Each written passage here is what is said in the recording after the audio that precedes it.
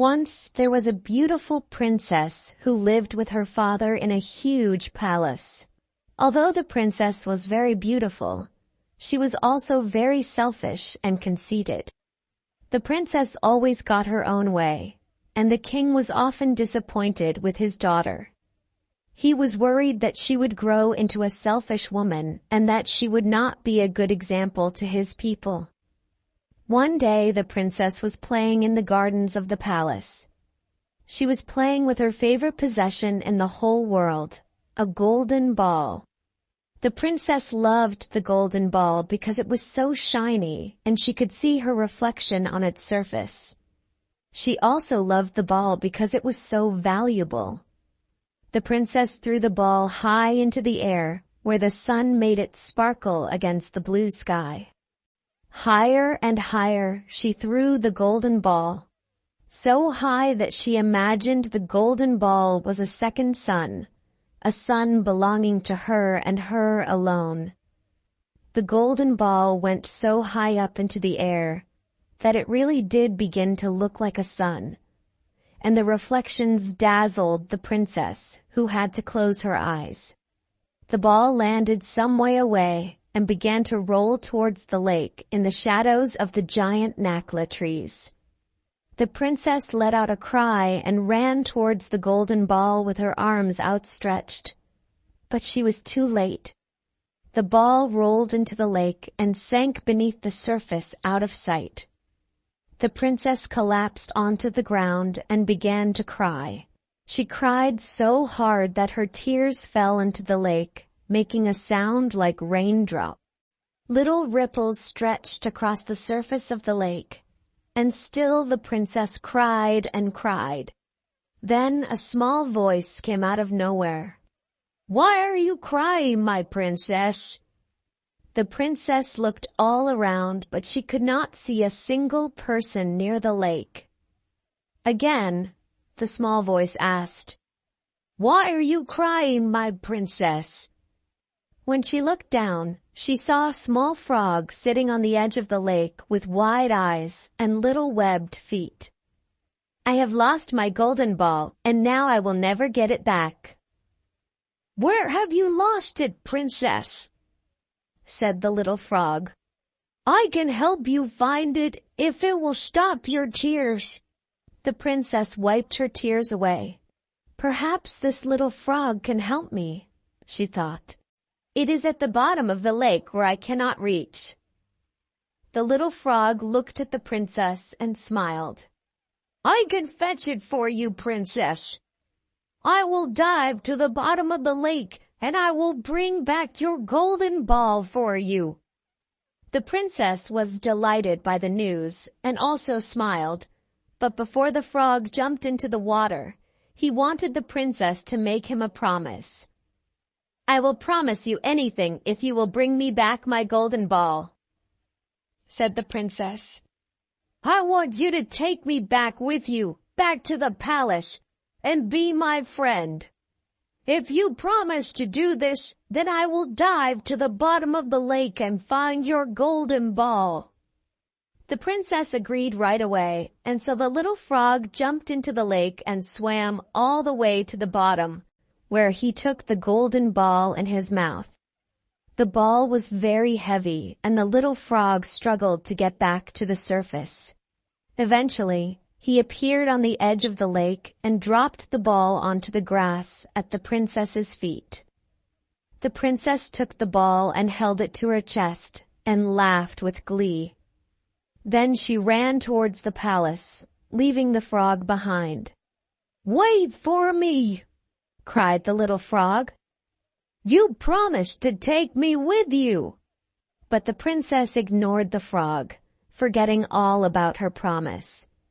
All she could think about was how happy she was, that she had her golden ball, and she knew it would be dinner time at the palace, and she was hungry. The princess only ever thought about herself, and the poor frog was left alone on the edge of the lake. Later that evening, the princess and the king were sitting down to dinner in the palace. The princess did not spare a thought for the frog or for the promise she had made him. Then there was a knock at the palace door. A moment later, the frog hopped into the dining hall and jumped up onto the table next to the princess.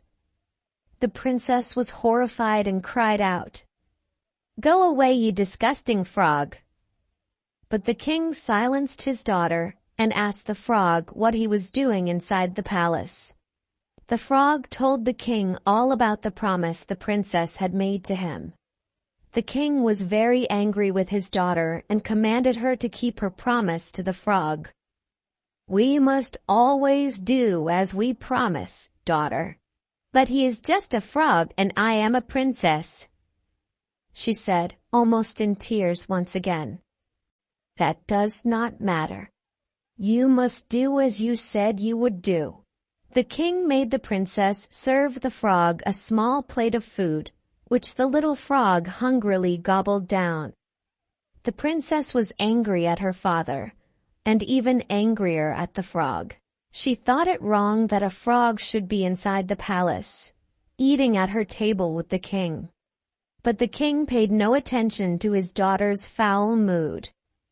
Eventually, the princess had had enough of the little frog and stood to go to bed.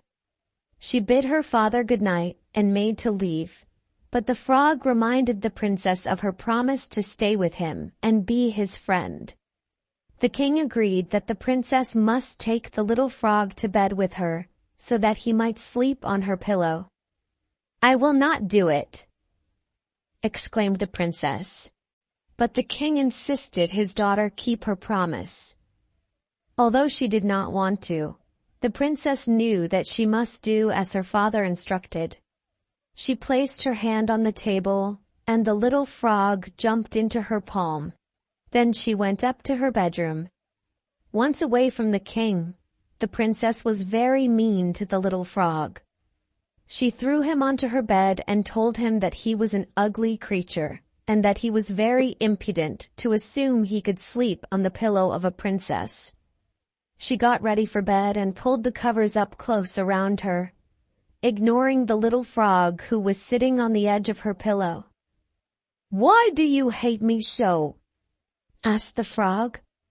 "I did as you asked and rescued your golden ball from the bottom of the lake. All I asked in return was for you to keep your promise to be my friend." The frog lowered his head, and tears escaped from his sad, wide eyes as he began to cry.